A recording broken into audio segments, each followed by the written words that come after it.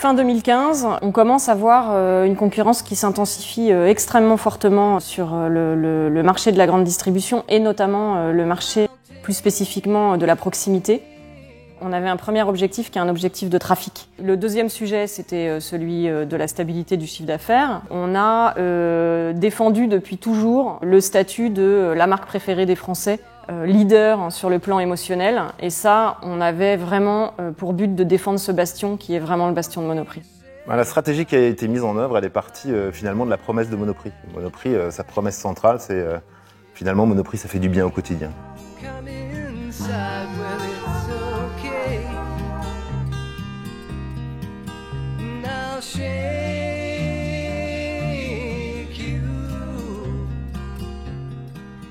Et nous, on a construit notre stratégie autour de 3 piliers. Le premier, c'est le social, parce que finalement, le social, c'est le média du quotidien pour les gens. Sur le social et sur le digital, tout l'enjeu, c'est de réussir à aller chercher du hors média, c'est de réussir à surfer sur des événements, des moments où il y a une très forte actualité. Donc on l'a fait au moment du lancement de Pokémon en France, avec le Pokémon Up, qui était une des opérations clés l'année dernière. Le deuxième point, c'est la refonte du programme de fidélité, parce que la perception de manque de générosité de Monoprix passe par une refonte du programme de fidélité. Et puis le troisième point, c'était d'être opportuniste par rapport à un événement qui jalonnait la vie de Monoprix, qui était son 85e anniversaire. Plutôt que de faire une opération promotionnelle classique, on va essayer de célébrer finalement la relation qui unit Monoprix à ses clients depuis 85 ans.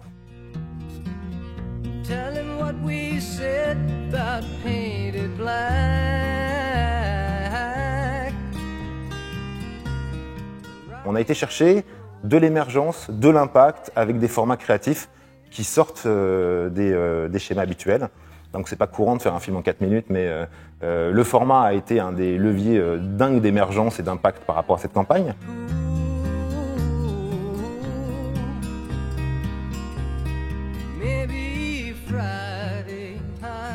Ce film, il a dépassé toute ambition rationnelle, très honnêtement, qu'on pouvait avoir, puisqu'on a fait plus de 11 millions de vidéos vues en une semaine.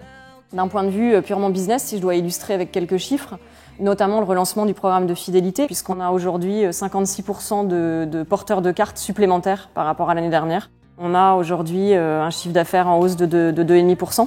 L'indicateur principal, qui est au vert, qui se compose principalement d'une fréquence qui est à la hausse, donc des clients qui viennent plus souvent. Je dirais qu'il y a 2 indicateurs qui me marquent. Le premier, c'est de voir avec quelle vitesse le film des 85 ans est parti et avec quelle vitesse les gens s'en sont emparés.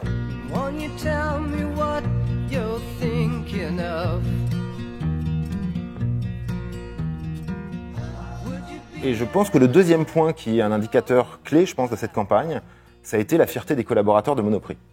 Quand la création, quand les idées publicitaires, quand une stratégie de marque arrive à toucher autant les gens dans le cœur, c'est qu'elle dépasse presque son rôle d'accompagner le business, de convaincre des gens. C'est juste, elle touche les gens.